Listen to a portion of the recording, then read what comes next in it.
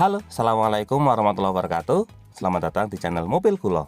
Pada video kali ini kami akan membuat review mengenai mobil Suzuki XL7 yang tipe beta Matic warna grey terbaru tahun 2021. Nah, kira-kira seperti apakah spesifikasinya?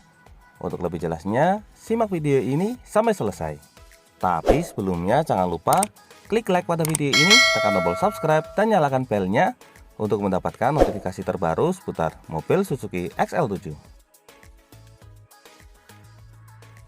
Nah, bagi Anda yang tertarik dengan unit ini, silakan bisa menghubungi Mbak Retno, beliau adalah marketing untuk mobil Suzuki wilayah Solo.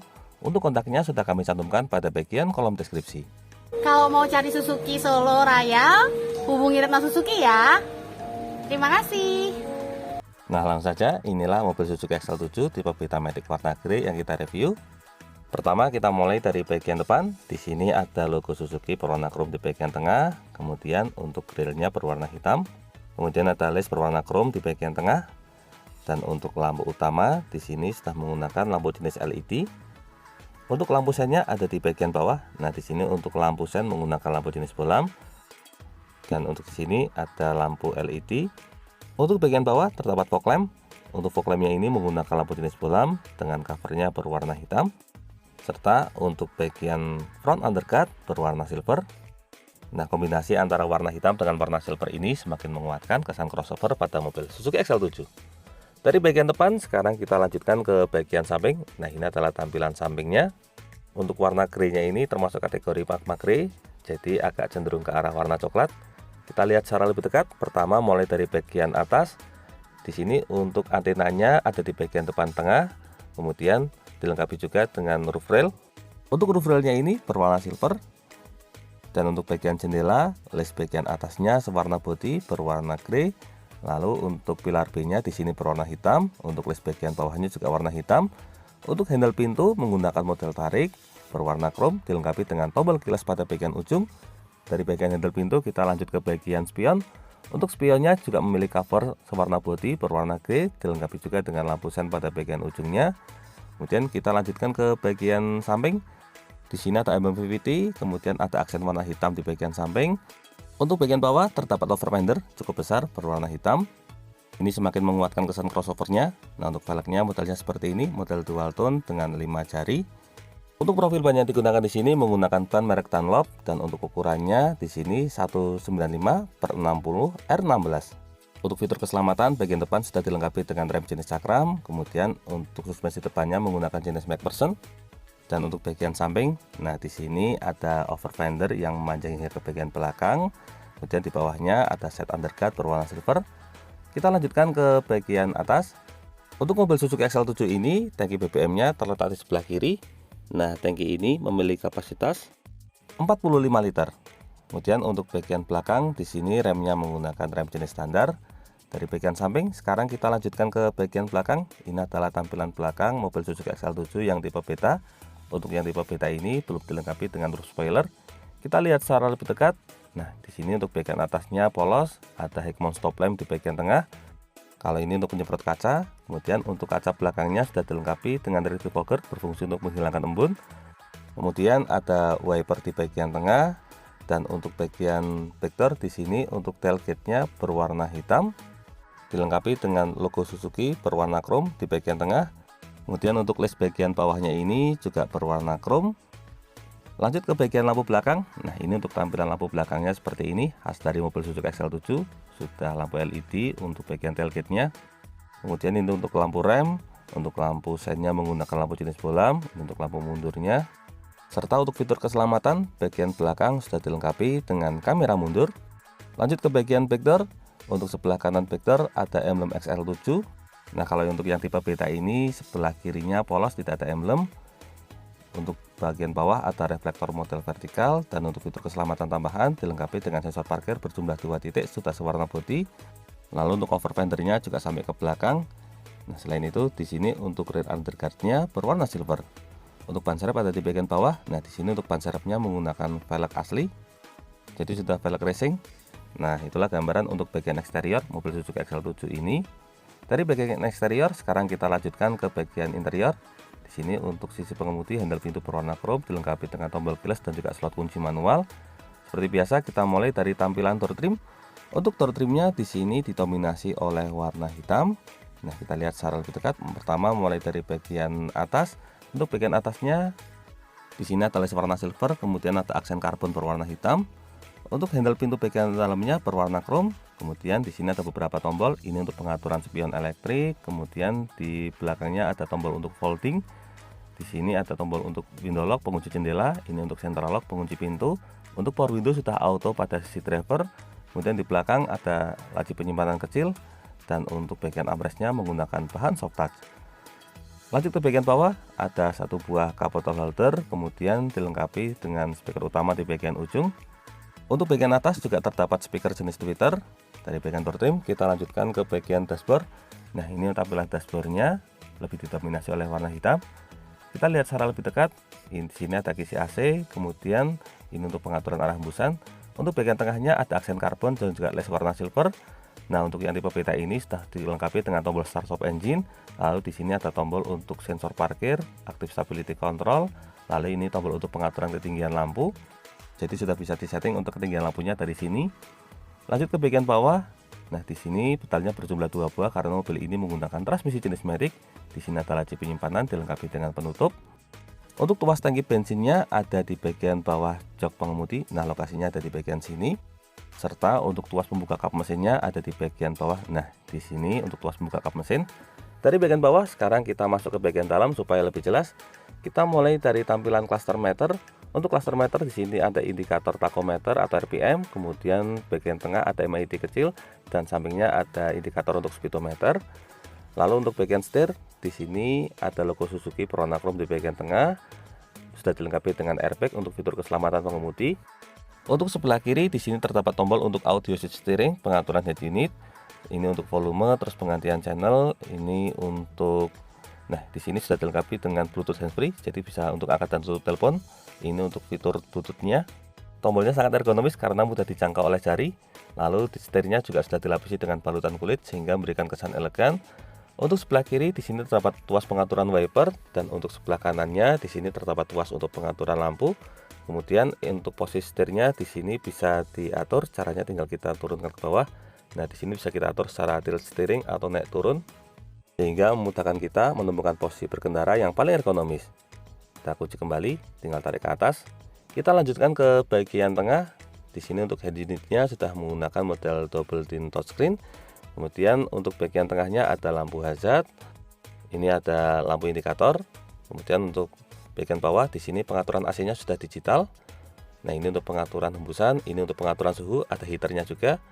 Lalu ini tombol untuk defogger belakang, ini untuk defogger depan, penghilang embun. Kemudian ini ada pengaturan mode untuk arah hembusan, ini sudah auto pengaturan AC-nya, ini untuk menyalakan AC, bawahnya untuk mematikan AC. Kemudian di sampingnya ini untuk air circulator untuk mengatur aliran udara. Untuk bagian floor console di sini terdapat slot untuk power outlet, sampingnya ini terdapat slot untuk USB dan juga slot aux. Nah, ini untuk lokasi flash disknya. Kemudian di bawah ada laci penyimpanan, serta di sini ada 2 buah cup bottle holder dilengkapi dengan ventilator. Jadi arah hembusan AC-nya bisa masuk ke sini, bisa membuat minuman tetap dingin. Untuk transmisi yang digunakan di sini menggunakan transmisi matic. Untuk maticnya 4 percepatan, dilengkapi dengan tombol shift lock. Kemudian di belakangnya di sini ada handrem model mechanical, serta ada glove box. Untuk glove boxnya milik cover berbahan soft touch.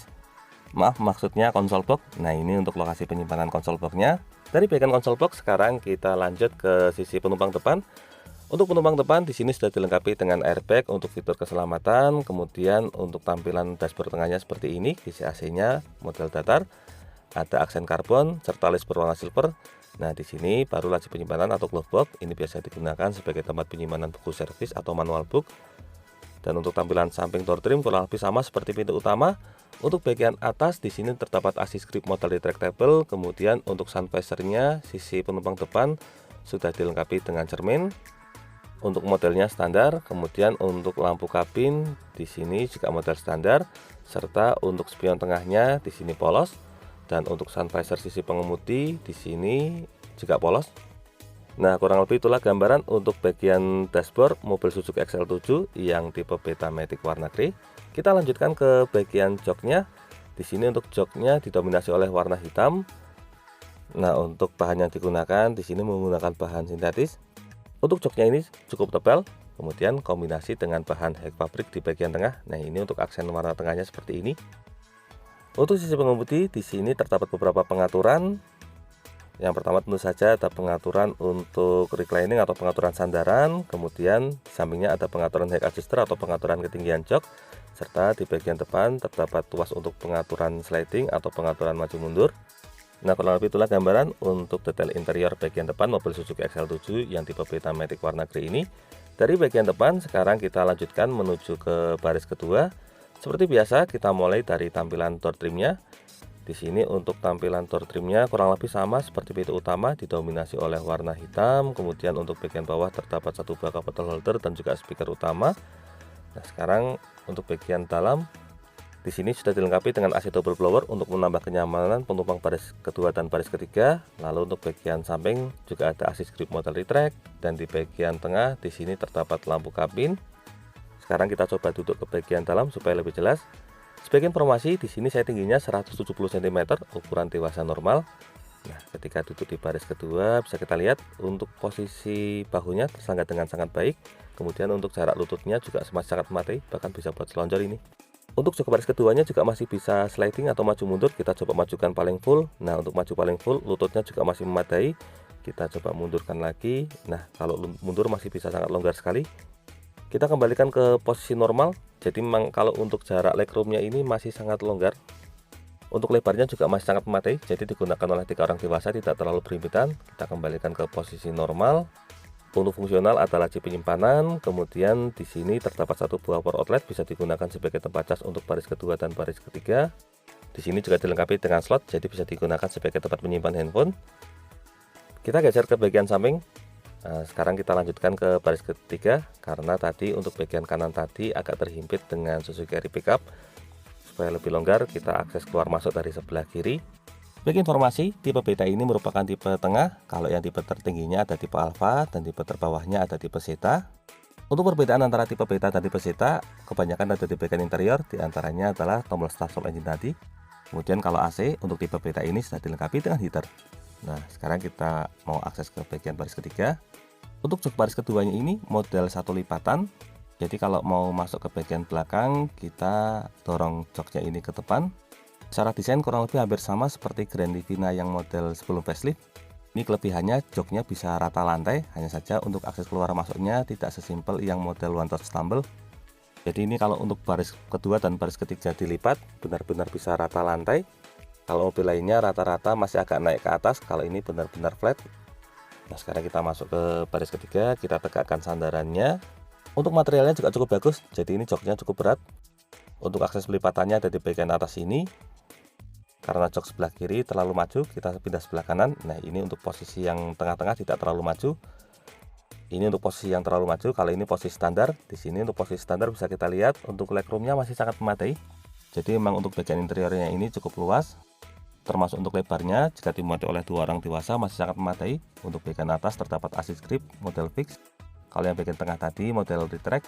Kemudian di samping ada satu buah cup holder. Di sini juga dilengkapi dengan satu buah power outlet. Jadi untuk tempat casnya ada 3, 1 depan, 2 di bagian tengah tadi, dan 3 di bagian belakang. Untuk sebelah kanan di sini juga dilengkapi dengan satu buah cup holder. Serta untuk bagian baris ketiga juga sudah dilengkapi dengan assist grip, kali ini model fix. Nah, kurang lebih itulah posisi duduk di baris ketiga. Dari baris ketiga sekarang kita akan menuju ke bagian baris belakang. Sebagai informasi lagi, untuk yang tipe Beta ini dibandingkan dengan tipe Alpha, perbedaannya ada di Smart e-mirror. Jadi kalau yang tipe Alpha sudah dilengkapi dengan fitur semacam dashcam. Spion tengahnya depan lebih besar, jadi bisa digunakan untuk merekam juga. Kalau yang tipe Beta ini spion tengahnya standar. Nah, sekarang kita buka bagian bagasinya. Untuk bagian bagasi bisa kita lihat di sini untuk laci penyimpanannya cukup luas, serta ada separator juga. Untuk separatornya model 50-50. Ini bisa digunakan untuk memuat banyak koper. Lalu di balik separator ini juga masih ada laci penyimpanan tambahan. Jadi kalau salah satu ada muatannya, kita bisa membuka dari laci salah satunya lagi. Sangat fungsional, ini bisa digunakan untuk tempat penyimpanan tambahan. Jadi kalau membawa barang rutin seperti sepatu ataupun barang lainnya bisa dimasukkan di bawah. Kemudian di samping di sini ada laci penyimpanan tambahan, digunakan sebagai tempat penyimpanan dongkrak dan juga toolkit. Untuk lokasi penyimpanannya juga sangat rapi, jadi mudah diakses. Kalau bawa barang bawaan, idealnya ditaruh di sebelah kiri supaya nantinya kalau kondisi darurat kita bisa mengakses dongkrak dan kunci dengan cukup mudah. Dari bagian bagasi, sekarang kita kembali ke bagian depan untuk melihat mesinnya. Seperti biasa, kita tarik tuas kap mesinnya terlebih dahulu dari bagian dalam. Untuk lokasinya di bagian bawah dashboard tadi. Untuk mesin yang digunakan pada mobil Suzuki XL7 ini menggunakan mesin dengan kode K15B. Mesin ini berkapasitas 1500 cc, menggunakan teknologi VVT dengan 4 silinder dan 16 katup. Nah, di sini untuk bagian kap mesinnya kita angkat terlebih dahulu. Untuk materialnya bagus, jadi kalau diangkat ini cukup berat. Untuk bagian bawah kap mesin di sini sudah dilengkapi dengan peredam. Kalau untuk catnya masih polos. Nah, untuk mesin yang digunakan pada mobil Suzuki XL7 ini mampu menghasilkan tenaga hingga maksimal di angka 77 kW atau setara dengan 104,7 PS pada 6000 rpm, dan torsi maksimalnya mampu mencapai di angka 138 Nm pada rpm 4000. Untuk fitur keselamatan, mobil ini sudah dilengkapi dengan teknologi immobilizer. Jadi ada fitur kuncian rem malingnya.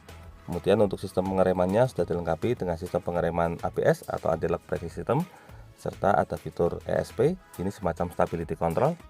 Jadi berfungsi untuk mencegah mobil slip, terutama ketika melaju dalam kecepatan tinggi ataupun sedang menikung. Nah, kurang lebih itulah review untuk mobil Suzuki XL7 yang tipe Betamatic warna grey terbaru tahun 2021. Semoga video ini dapat bermanfaat, terutama bagi Anda yang saat ini sedang berencana untuk membeli mobil Suzuki XL7. Jangan lupa klik like, subscribe, dan bagikan video ini kepada semua orang yang Anda kenal. Saya doakan bagi Anda setelah like dan subscribe pada video ini, semoga rezekinya semakin lancar, dan tahun ini bisa membeli mobil Suzuki XL7 semua. Jangan lupa kunjungi juga channel YouTube kami lainnya, ada channel Niam Chomsky yang akan berikan informasi terbaru mengenai pajak STNK kendaraan bermotor dari semua merek.